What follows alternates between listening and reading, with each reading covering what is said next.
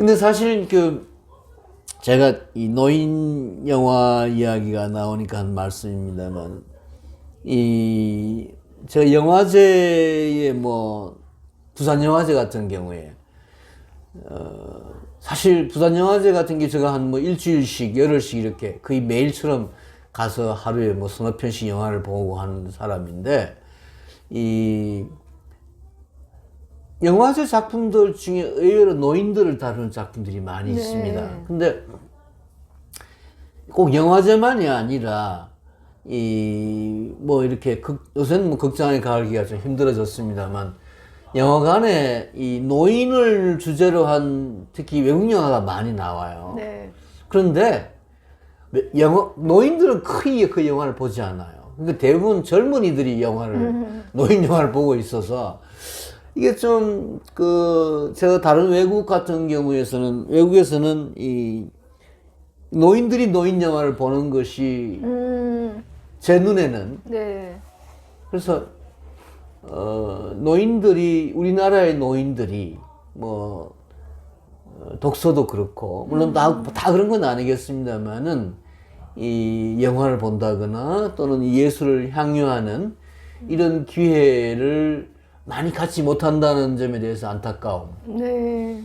또 제가 특히 한 80년대에, 1980년대죠. 그러니까 한 40년 전에 일본이나 또는 미국이나 이런 쪽에, 이런 나라들 몇 년씩 유학을 했을 때에 이 도서관을, 시내 도서관, 이런 도서관을 휴일날이나 이렇게 가보면 거의 대부분 노인들이 아주 진지하게 독서를 하는 풍경을 자주 보고 놀랬습니다. 그때는 80년대만 하더라도 우리나라에 도서관도 많지 않았을 뿐만 아니라 대구만 하더라도 시립 도서관 같은 게 하나 정도 있었을 정도 수준이었죠. 근데 그때만 하더라도 아직까지 일본이나 미국 같은 나라도 우리보다는 좀 선진적인 나라들이었습니다만은, 노인들이 그렇게 아직 고령화 현상이 없을 때인데, 우리보다는 좀 더 나이가 많게 수명이 좀 길긴 했지만, 어쨌든 도서관이나 이 문화시설, 미술관이나 음악회나 이런 데에 중심이 노인들이었다는 걸 보면서 깜짝 놀랐어요. 이게 선진이구나. 그래서 이번에 이 해밍웨이 노인과 바다를 위시해서 우리가 또 노인에 관련된 독서를 좀 더 할 예정인데, 아무튼 이 기회가 노인들에게 좀 더 문화적인 향유를 할 수 있는 제일 좋은 것 같아요, 제 생각에는. 제가 이제 퇴직한 지 3년이 되었습니다만은, 퇴직하고 난 뒤에 제가 누리는 가장 큰 행복은, 이 유튜브 방송도 마찬가지입니다만은, 책을 다시 읽고, 네. 또 예술을 좀 더 이렇게 향유할 수 있는, 그 전에 그 전에도 하셨잖아요. 그리고 물론 그렇지만 다른 직장인보다는 대학에 있었으니까 좀 더 그런 게 여유가 있었습니다만은, 퇴직하고 난 뒤에는 이제 아무런 메인 게 없으니까 그야말로 어떤 정신생활, 문화생활, 그러니까 독서와 또 그림 그리기나 또는 여행이나 이런 좀 더 자기의 마음을 채울 수 있는 이런 활동을 우리 노인들이 좀 찾아서 많이 할 수 있는 어떤 그런 사회적인 분위기, 이런 게 형성되었으면 제일 좋겠다는 바람을 저는 가지고 있고, 그러면 지금 이런 그런 아까 잠깐 말씀드렸던 그런 문제점들, 자살률이나 빈곤율 같은 게, 물론 빈곤을 문화가 해결할 수는 없습니다만, 기본적인 어떤 최소한의 생활, 최소한의 어떤 사회 보장이라는 게 주어져야만 문화 향유도 가능한 것이겠지만, 제가 이 노인 주제로 우리가 얘기를 시작하면서 바라는 것은, 노인들에게 보다 그런 정신적인, 문화적인 어떤 향유가 가능한 그런 어떤 계기가 좀 되었으면 하는 생각을 가지고 있습니다. 모든 노인들에게 교수님이 이제 노인이라고 자처하시면서 그 반열에 들어갔다는 것이 행운이 되기를 바라는 마음이 있고요. 사실 우리가 65세부터 그거 이제 지하철 공짜 이런 거잖아요. 그렇죠. 그러니까 사회적으로 그렇게 이제 정리하는 거는 65세부터 노인인지 모르겠지만 실제로 이제 같은 노인이라고 해도 그 층위가 굉장히 다양하고 그 사람이 가지고 있는 뭐 여러 가지 그 뭐 정신적 자세나 이런 거에 따라서 뭐 다른 세대도 그렇지만 굉장히 이제 그 다양한 그런 스펙트럼이 있다는 생각이 들거든요. 그렇죠. 예. 이 작품에서 이제 좀 감동을 주는 요소 중에 하나가 노인과 이제 소년의 관계기도 하거든요. 예, 예. 그러니까 소년이 그 노인에 대해서 자기가 이제 그걸 배웠잖아요. 그 낚시하는 법을 가르쳐 준 스승이기도 하고. 그렇죠. 예. 삶의 스승이기도 하죠. 네. 그러면서 그 노인을 정말 사랑하고 존경하면서 또 무한한 연민을 가지고 그 노인을 돌보려고 하는 그게 어린이의 마음, 정말 인간의 순수한 그 상태에 있는 사람은 그런 마음을 갖는 것 같아요. 이제 그 소년의 마음도 이제 그 너무 이렇게 좀 가슴 찡하게 느껴지지만 이 노인도 그러니까 소년을 지배하려 하지 않잖아요. 그렇죠. 네. 그러니까 노인의 자세가 자기가 40일 동안 그렇게 고기 못 잡아서 다른 데 간 것에 대해서 너는 부모가 있고 하니까 원망하지 않고 거기 가는 것이 네가 더 너한테 유리하다 라던가 이 노인이 이제 자기의 그 위험을 지키면서 또 그 어떤 개별성을 유지하면서 또 이제 소년을 사랑하고 필요로 하는 이런 인간관계 이게 누구를 이제 뭐 100% 이렇게 뭐 의존을 한다거나 아니면 이제 그 자기 노예화한다거나 물론 소년 그런 건 아니지만 어린아이라고 그렇게 취급할 수도 있잖아요. 그렇죠. 그런 게 아닌 어떤 그런 인간관계 그것도 굉장히 균형 잡히게 잘 그려놓은 것 같고 또 그런 똑같은 방식으로 이제 청새치에 대해서도 실제로 그 청새치가 그 어떤 팽팽한 이제 그런 힘의 대결을 하면서 만만치 않고 자기하고 거의 힘이 비슷하다고 지금 느낀 거잖아요. 자기가 가진 그런 의지력이라던가 이제 평생을 이제 그 낚시하는 법도 자기는 갈고 닦아서 수련을 해가지고 최고의 경지에 지금 올랐는데 그것을 슬슬 조롱하면서 자기를 끌고 다니는 그 청새치를 만난 거를 너무 기뻐하거든요. 그러면서 형제요 이렇게 한다고요. 형제요. 너처럼 아름답고 고귀한 존재를 나는 처음 만났다. 거기서 어떤 기쁨을 느끼잖아요. 그래서 그런 어떤 그 물론 고귀기는 하지만 그러니까 타자를 대하는 그런 방식? 네가 나를 이기려고 해. 내가 한번 너를 죽여주마. 뭐 이런 게 아니잖아요. 굉장히 존중을 하면서 그 관계를 다 인정하는 네, 그런 하여튼 그런 것도 상당히 이 작품을 품위 있게 만들어주는 것 같고요. 그렇죠. 네. 제가 제일 흥미롭게 여겼던 점은 근데 사람마다 이제 거기 포커스 맞추는 게 여러 가지가 있겠지만 이 노인이 너무 멀리 나갔다는 거. 그러니까 의도치 않게 멀리 나갔다는 거예요. 그러니까 거기서부터 모든 일이 발생하는 거거든요. 그 연안에서 너무 멀리 나가서 그렇게 큰 고기가 잡힌 거예요. 그렇죠. 그래서 그렇게 큰 고기가 걸린 것이 과연 행운인지 아니면 불행인지 이거 우리는 정말 이게 해석하기 힘들거든요. 근데 인간은 의도치 않게 멀리 나가고 싶어하는 그런 어떤 자유의지를 한번 실현해보고 싶어하는 욕망이 있잖아요. 네, 이게 위험한 줄 알면서도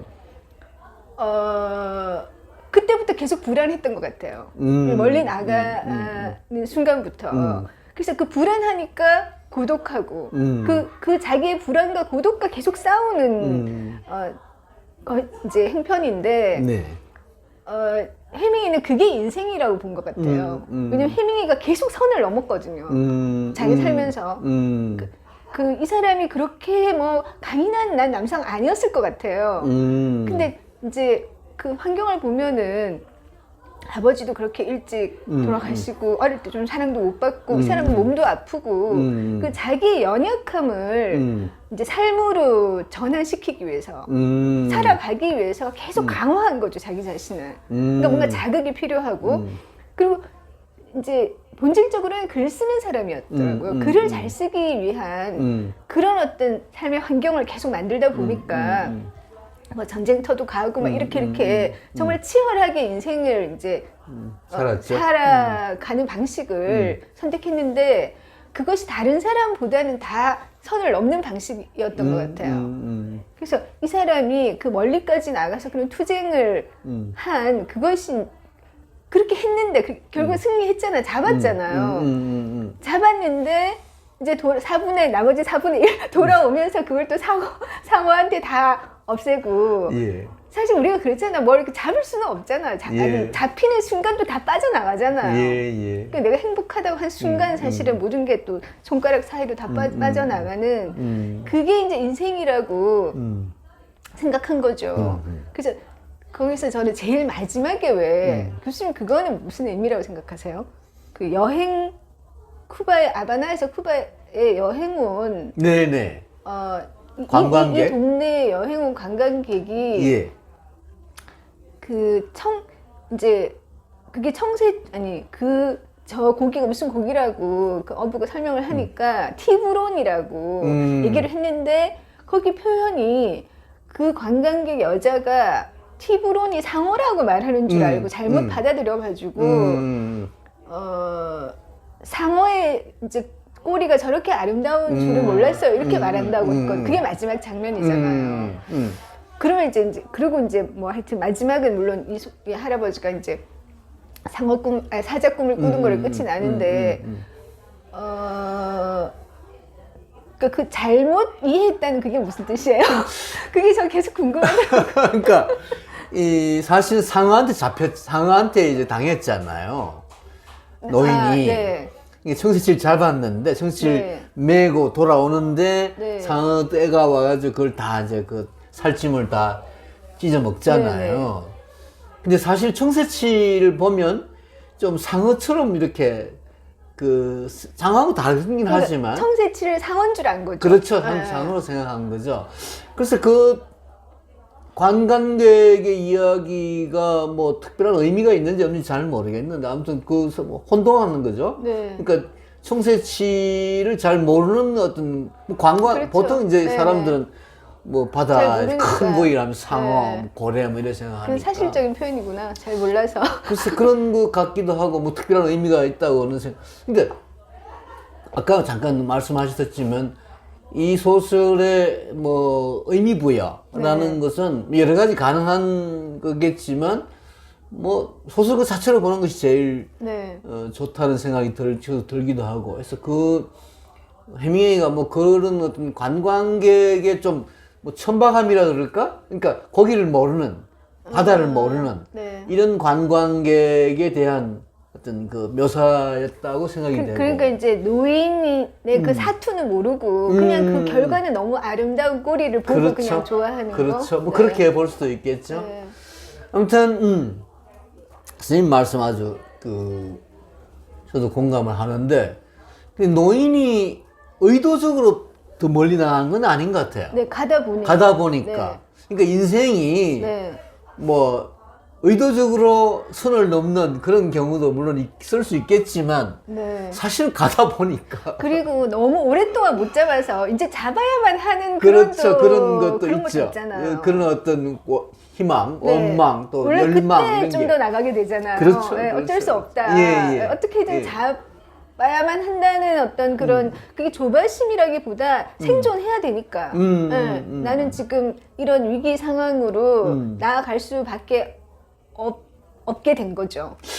이게 이제 모르겠어요. 저는 그러니까 예를 들어 우리가 살아온 걸 생각해 보면 선을 넘는 경우에 물론 뭐 욕심으로 계획된 그런 어떤 이런 경우도 있겠지만 대부분 이거 뭐 잘못될지도 모르겠다라고 하는 조바심 내지 우려도 하면서 어쩔 수 없이 선을 인생이 넘게 그렇게 되는. 밀려가는 때가 있잖아요. 그렇죠. 네, 밀려가는 여행 경우도. 가서 이상하게 오지로 들어서게 된 경우, 네, 그게 얼마나 불안해요.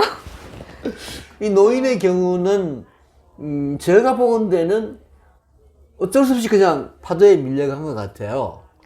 그러니까 고기는 물론 잡아야 된다는 의지를 가지고 있었지만 네. 더 멀리 나가면 더 큰 고기가 있으리라 이렇게 생각하고 나간 건 아니죠. 아니죠. 네. 아무튼 뭐 그 상황에서는 그럴 네. 수밖에 없었던 또 그게 사실 망망대해니까 네. 방금 선생님 말씀하신 선을 넘는다는 게 어디가 선인지 네. 우리가 알 수도 없지요. 네. 망망대해에 네. 삶도 사실 인생도 마찬가지 아니겠습니까? 우리가 뭐 어디를 가서 무슨 어떤 행위를 해서 그게 위험해지면 선을 넘었다고 생각하는 것이 결과적으로 네. 선이 그어져 있는 건 아니잖아요. 그러니까 이 사람이 노인이잖아요. 젊은 사람이 아니고. 그래서 저는 사실 노인이 우리가 어떻게 보면은 사회적으로 약자라고 볼 수도 있어요. 육체적으로 경제적으로 약할 수 있기 때문에. 여기 그런 경우는 없죠. 한편으로는 그런 의식은 없죠. 한편으로는 제가 볼 때는 노인이 됐다는 그 자체가 벌써 승리의 상징이에요. 사람이 오래 살기 얼마나 힘든데요. 그렇잖아요. 지금은 뭐 80이 아니 그거는 네. 평균이고 대부분의 예. 사람은 뭐 일찍 죽기도 하고 그렇죠. 사실 그렇죠. 사람에 산다는 따라. 게 예. 이게 한 해 사는 게 쉬운 게 아니잖아요. 그 교수님 일단 약간 정말 승리하신 거죠. 70까지 사셨으니까. 제가? 그러니까 거기까지 살아가면서 얼마나 많은 걸 경험하고 자기 이제 살아가는 방식을 다듬었겠어요. 많은 지혜를 얻으면서 네네네. 자기 가치관을 이렇게 사는 게 맞아. 이게 그런 것들을 누구나 다 이렇게 만들어 나가는 거잖아. 그게 성숙하는 거죠, 사실 인간으로서. 그러니까 50까지 살고 그걸 만든 사람하고 물론 숫자가 다 말해주는 건 아니지만 나이가 많을수록 그런 게 굉장히 복합적으로 균형이 막 절묘한 균형을 맞추면서 살아와서 나는 그 나이 이룰 수 있었다고 생각하거든요. 그 사람이 지금 무명이든 가난하든 뭐 이런 거 상관없이 그러니까 이 노인도 그런 게 있는 거예요. 평생 업으로 살면서 그 어떤 자기대로 이제 그 강인한 삶의 그런 것들이 이제 형성이 된 거죠. 그렇죠. 그것이 최대한 발휘되는 현장이 좀 나간 거기선 거예요. 이 사람이 연안에서만 있었으면은 그렇죠. 그런 청새치를 만났을 때 그런 어떤 기쁨? 인생 최대의 어떤 너는 정말 나의 형제여라고 부를 만한 그런 게 그런 만남이 없을 수 있잖아요. 그렇죠. 예.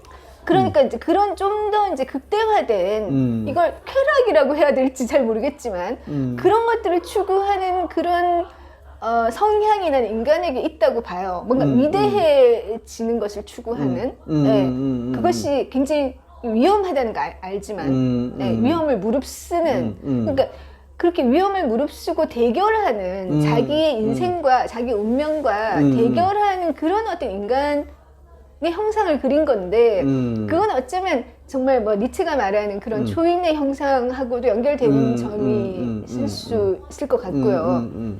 그런 면에서 나는 그런 초인을 추구하고 그런 사람들이 강해서 그런 게 아닌 것 같아요. 니체도 평생 우울증에 뭐 정말 너무나 힘들게 그렇게 살고 해밍웨이도 사실 이렇게 보면 몸도 약하고 그렇죠. 예, 뭐 환경도 불우해서 이제 돈은 나중에 만났을지 모르겠지만 그러다 보니까 그런 어떤 자기의 그런 상태를 극복하고 이제 서바이브 하기 위해서 그런 식의 삶의 방식을 채택하지 않을 수 없었던 것 같아요. 그래야지 살아갈 수 있으니까. 이게 희미하게 생각해서는 금방 이렇게 힘 빠져가지고 죽을 것 같으니까 모든 것과 투쟁하면서 굴복하지 않고 해나가는 그런 정신을 개발하지 않았나. 그래서 제가 그거를 생각할 때 이게 너무 이제 연민이 생기더라고요. 애틋하고 이렇게까지 치열하게 한 인생이 이제 살려고 노력했다는 거예요. 네. 그러니까 그 해밍웨이가 어떤 그냥 안온한 그런 네. 뭐 소시민적인 행복, 네. 뭐 가정, 뭐 아주 어손도손 사는 네. 마이홈주의 뭐 이런 사람은 절대 아니었죠. 네. 그러니까 자신의 정신력, 네. 의지력을 끊임없이 시험해보고자 네네. 노력한 사람이고, 또 뭐 이 소설에서도 중심 테마입니다만, 그러니까 정신적으로 패배할지언정, 그러니까 패배할 수는 없다. 파멸할지언정. 그러니까 육체적으로 파멸할지언정 정신적으로 패배할 수는 없다라는 어떤 그런 삶의 태도를, 네. 그러니까 해밍웨이가 어려서부터 그런 삶의 태도를 가져온 거죠. 이게 해밍웨이, 아까 선생님 처음 말씀하셨지만 그야말로 해밍웨이의 삶 전체를 네. 축약시켜 놓은 네. 또 인생관을 가장 집약적으로 보여주는 네. 그런 작품이고, 또 그런 것을 가장 단순한 구도로, 네. 단순한 얘기로, 네. 그러면서도 제일 어떤 절실한 어떤 우리들의, 그러니까 청새치와 노인, 네. 그리고 노인과 소년, 네. 사실 이 끊임없이 대화하잖아요. 네. 노인은 혼자지만, 고독하지만, 관계가 있죠. 그렇죠. 네. 관계가 있고, 그러니까 사실 이 소설은 관계의 소설이에요. 네. 그 관계도 아까 선생님 말씀하셨다시피, 뭐, 소년도 그렇고, 성수씨도 그렇고, 성수씨는 보이지 않는 대상이지만, 네. 어떻게 보면, 뭐, 거기서 또 이제 뭐, 청새치가 뭐 신이냐, 아니냐, 뭐, 이런 또 이야기도 나오는 것 같아요. 우리가 모르는 어떤 대상과의 어떤 정신적인 교류, 교감, 이런 게 이제 공감, 이런 게 자연과 또 소년과 이렇게 이루어지는데, 이게 아까 그 소년과의 관계를 굉장히 그 평등하다고 말씀하셨는데, 사실 영어로 읽으면 이건 진짜 평등하죠. 그러니까 우리나라 번역어에서는 이제 소년에게 대해서 경어냐 평어냐 네. 이런 식의 표현이 나오기 때문에 뭐 좀 약간 그런 상하 내지 어른과 뭐 이런 느낌이 드는데, 사실 이 소년과 이 노인은 완전 평등하죠. 이 소년이 노인을 대하는 것, 왜 그런 거 나오잖아요. 뭐 야구 이야기, 야구 선수 이야기도 나올 뿐만 아니라 뭐 좀 거짓말 같은 이야기도 나오잖아요. 거기가 재밌는 것 같아요. 네. 뭐 그게 진짜 휴머니즘 아니에요? 그러니까 뻔한 거짓말. 네네. 노인도 알고 소년도 아는데, 네네. 아유 뭐 많이 뭐 맛있는 거 이야기도 하고, 네네. 그 먹었죠, 뭐 이런 식으로. 네. 뭐 하여튼 아주 평등하죠. 아주 평등하고, 뭔가 이 뭐라고 할까, 두 사람 사이에 그런 거짓말조차 네. 꾸밈이지만 네. 서로에게 교감이 되는, 공감이 되는 그렇죠. 선에서 네. 그런 얘기들 오가고, 네. 야구 이야기도 마찬가지 그렇잖아요. 네. 뭐 이 야구 선수 디마지오라고 하는 선수에 대해서 너무 가난한 집 아들이기 때문에 자기는 좋아한다는 네. 식의 이야기, 네. 이런 게 또 보는 사람의 입장에서는 그 굉장히 가난하고 힘든 삶을 살아가는 네. 80이 넘은 노인이 네. 네. 어떤 그런 뭐, 그래서 어떤 사람들이 어떤 노동자의 어떤 삶, 네. 이렇게 얘기를 해도 뭐 과언이 아닌, 네. 네. 공감이 충분히 하는. 네. 그래서 이 소설이 뭐 나이에 관계없이 뭐 누구든 네. 또 어려운 삶을 살 때, 네. 또 어려운 환경 속에 있을 때 힘을 줄 수 있는, 네. 꼭 뭐 그런 의미에서 뭐 유효하다는, 효과가 있다라는 의미만이 아니라, 네. 아무튼 우리가 삶을 살아가면서 이런 그 스님 아까 말씀드린 그런 명상하는, 네. 명상이라고도 할 수 있겠고, 또 어려움을 이겨낼 수 있는 어떤 지혜, 네. 그 뭐 소설에서 특별하게 이런 교훈 같은 이야기가 있는 건 아니지만, 네. 그 과정을 우리가 같이 따라가면서 읽어가면서 네. 뭔가 좀 안온하면서도 차분하면서도 힘도 생기고 뭔가 네. 의지도 있고 네. 생기는 네. 눈물까지 나는. 그리고 무엇보다도 저는 예. 이걸 1년 내내 예. 그 정말 이렇게 광활한 대양 속에 내가 같이 떠있게 되잖아요. 맞아, 그 조각배를 타고. 충새치를 잡고. 네, 그 정말 그 뭐죠? 뭐 새우, 그 날것으로 그거 씹어가지고 단백질 좀 보충해 가면서 그러니까 바다 내내 떠 있는 거예요. 갈매기도 뭐 왔다 갔다 하고. 뭐 해도 보고 밤도 되고 막 이러잖아요. 그렇죠, 그렇죠. 그래서 그런 것이 우리가 정말 이렇게 요즘은 뭐 좀 생태주의적인 그런 문화 얘기를 하지만 그런 측면에서도 우리를 너무 이렇게 신선하게 이렇게 몸과 정신을 다 맑게 해주는 그런 그 뭐 문학 치료 그런 입장에서 본다면 또 약간 굳이 한다면 그런 뭐 효과도 사실은 있는 것 같더라고요. 자연주의 문학이라고 하는 점에서 보통 지금까지는 해밍웨이를 무슨 가령 그렇죠 월던 같은 이런 소로 같은 이런 자연주의 문화 계열이라고는 보지 않았지만 노인과 바다를 읽으면 미국의 독특한 그런 자연주의 하고도 통하는 바가 있는 그런 느낌을 받게 되고 그래서 그 전의 작품들이 이제 주로 전쟁과 평화 아니라 이 반전 같은 이 전쟁 소재로 한 작품에서는 이 자연에 대한 느낌은 그렇게 받지 못했는데 이 노인과 바다를 위시해서 만년 작품들에는 해밍웨이 작품들은 그런 자연에 대한 묘사 이런 게 굉장히 또 자연과의 교감, 교류, 공감 이런 것이 주제인 걸 보면 역시 좀 원숙한 그런 느낌도 받게 되고 아무튼 그러니까 노벨 문학상 받았겠죠. 노벨에 권할 수 있는 좋은 작품이라고 생각이 됩니다. 그러니까 노인 문학이라는 측면에서 이런 장르가 있는지 없지만 하여튼 그런 지금 그렇게 노인 문학이라는 이야기를 하고 있는 사람들이 있는 것 같아요. 그런 이제 측면에서 봤을 때는 노인이 그럼 이 작품을 읽었을 때 어떤 기분인가 이런 걸 생각해 봤을 때는 이 노인이 이제 그 40일 동안 못 잡았을 때 동네 사람들이 놀리거든요, 조금은. 다 놀리는 건 아니에요. 몇몇은 동정어린 시선을 보내지만 몇몇은 또 아이고 그렇게 이제 좀 저희 실패자, 루저로 비슷하게 취급당하죠. 실력이 없냐, 운이 없냐 이렇게 약간 하는데도 이 노인이 이제 그런 거에 좌절하지 않거든요. 그렇죠. 그러니까 아니야 나 실력 있어라고 대드는 것도 아니에요. 그렇지만 자기 자신 안에 잠재되어 있는 자존감 나는 그 실력이 있는 어부잖아요. 그래서 그리고 또 아직 다 끝나지 않았다는 거 희망 지금 못 잡지만 언젠가 잡을 날이 있다라는 그런 거 그런 거를 가지고 이제 그런 동네 사람들도 이제 자기 놀린다고 적대감을 갖지 않잖아요. 그냥 다 받아들이고 그러니까 그런 식의 어떤 좀 초연한 자세라 그래야 되나? 그런 거라던가 그 바다에서 이 노인이 보여주는 그런 인간을 초월한 위험이 아니고 정말 인간의 자리에서 그러니까 왜냐면 기도 자기가 이제 불리해지니까 주기도문도 막 외우고 이러거든요. 그리고 여러 가지 해볼 걸 다 해보고 이제 그런 아주 인간적이죠. 그런 어떤 데서 이제 결국은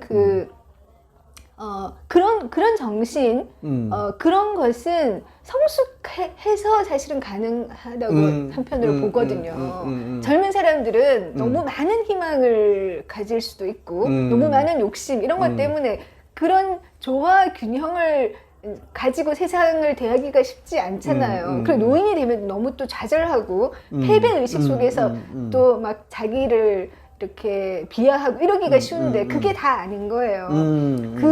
그 자기가 이제 성숙한 그 지점에서 딱 살아가는 그런 데서 그러니까 참 그 노인이라는 그 세대에 맞는 어떤 위험, 자존감 이런 것을 지키는 거를 볼 때 보게 될 수 있을 것 같아요. 그러면은 그러니까 우리가 이제 비교의 차원에서 젊은 사람보다 힘이 없을 수 있지만 또 육체적인 그런 힘 말고 다른 어떤 뭐 지혜랄까 포용력이랄까 이런 점에서는 또 이제 더 성숙한 면을 가지고 있잖아요. 그러니까 자기 그 연령에 맞는 그 성숙에 대한 그림이 있어야 되는, 이미지가 있어야 되는데 우리는 너무 이렇게 좀 젊은 사람 위주로 인간형이 맞춰져 있다 보니까 그런 것이 정립이 좀 안 돼가지고 제가 생각할 때는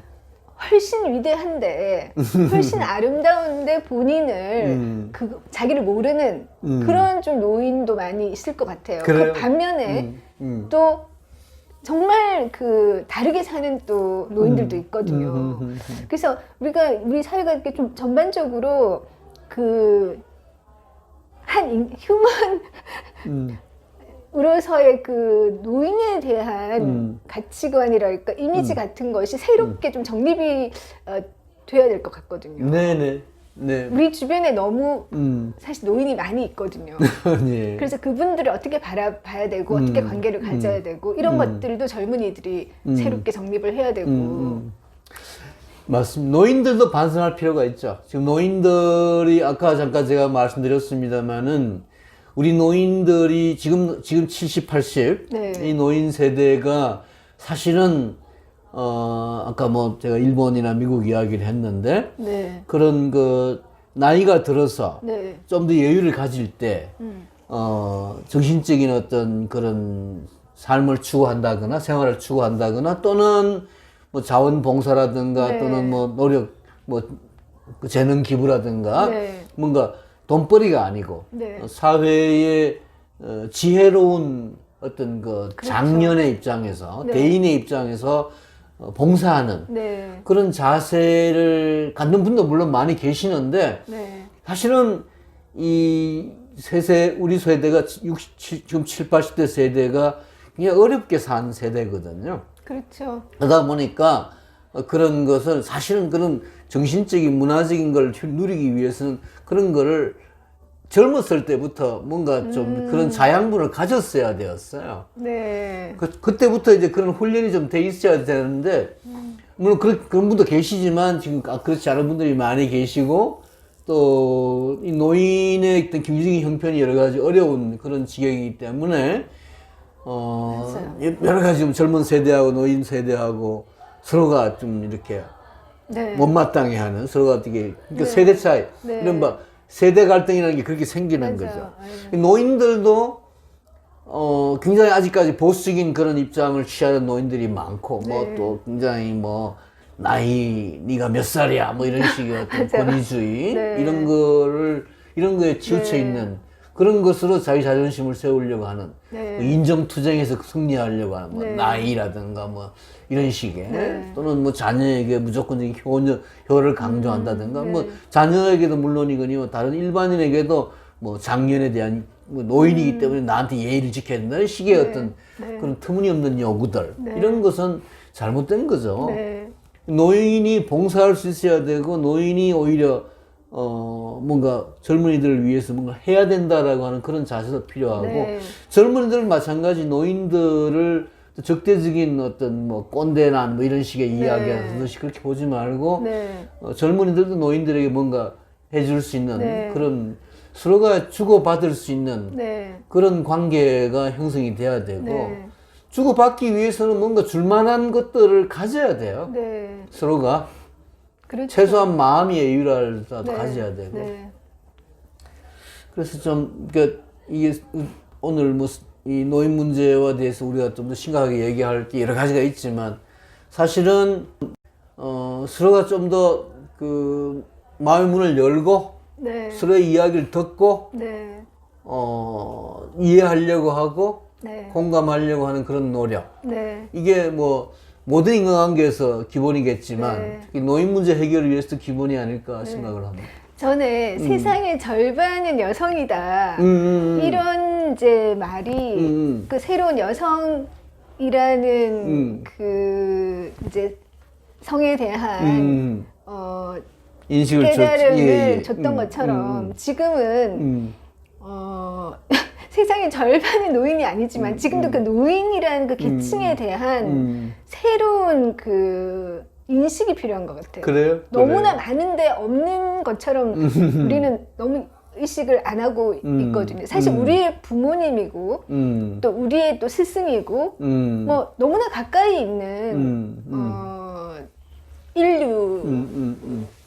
인류시고 우리의 또 보고죠. 그분들의 체험과 지혜와 이 모든 것들이 진짜 한 사람이 하나의 도서관이라고 할 만큼 특히 한국 같은 경우에는 정말 어려운 시기를 강인하게 이제 그 버텨 오시면서 지금 젊은 세대가 갖지 못한 특별한 또 그 삶의 지혜 같은 게 또 있기도 하거든요. 그래서 그런 것들을 서로 이제 이렇게 그 관계 지을 수 있는 이제 새로운 그 그런 게 필요한데 네. 건강한 노인학 네. 그런 것을 이제 교수님이